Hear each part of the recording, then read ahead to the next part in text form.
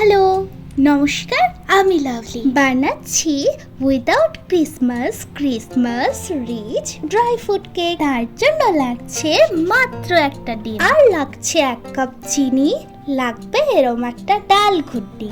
আপনারা চাইলেই চিনিটা আগে গুঁড়ো করে নিয়ে মেশাতে পারেন। হাতে যদি অনেক সময় থাকে তাহলে তার দরকার নেই, cause baking is therapy and the result is pure happiness। চিনি যতক্ষণ না মিশছে আমরা ড্রাই ফ্রুটস গুলোতে একটু ময়দা মাখিয়ে রাখছি। চিনি মিশে গেলে দিচ্ছি হোয়াইট অয়েল, তারপর আবারও ভালো মতো মেশাতে থাকতে হবে। হ্যাঁ, অবশ্য এই কাজটা একটু পেশেন্স নিয়ে করতে হবে। এই স্টেজে যত ভালো মিক্সিং করতে পারবেন কেকটাও ততই ফ্লাফি হবে।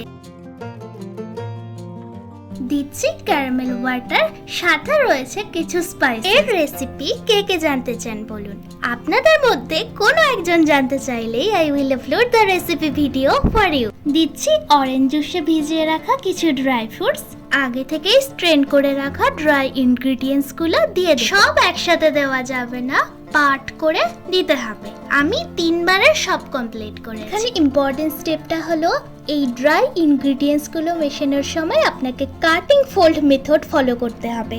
একটু খেয়াল করে দেখলেই বুঝতে পারবেন আমি কিভাবে করছি।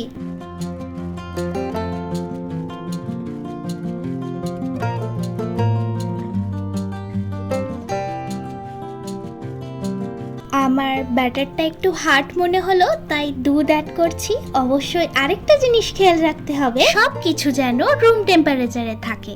ফ্রিজে থাকলে 2 ঘন্টা আগে থেকে বের করে রাখবেন। দেন কেক মেকিং প্রসেস শুরু করবেন। আমি বেকিং এর জন্য এরকম একটা কাগজের মোল্ড নিয়েছি। আপনারা চাইলেই কেকের আলাদা মোল্ড ইউজ করতে পারেন।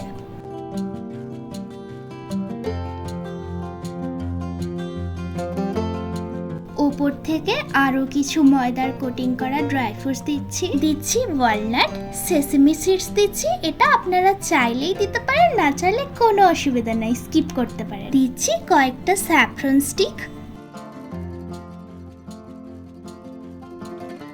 আমার বেকিং টাইম লেগেছে 45 মিনিটস ইন গ্যাস ওভেন। কখনো কখনো এর চেয়ে 10-15 মিনিট বেশি লাগতে পারে। এরপর কিচেন টাওয়াল দিয়ে ঢেকে রাখবেন 1-2 ঘন্টা মতো, পুরোপুরি ঠান্ডা হতে দিন।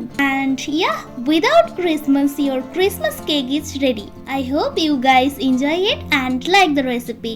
আরো রেসিপি আপডেটস পেতে চ্যানেলটিকে সাবস্ক্রাইব করুন। ধন্যবাদ।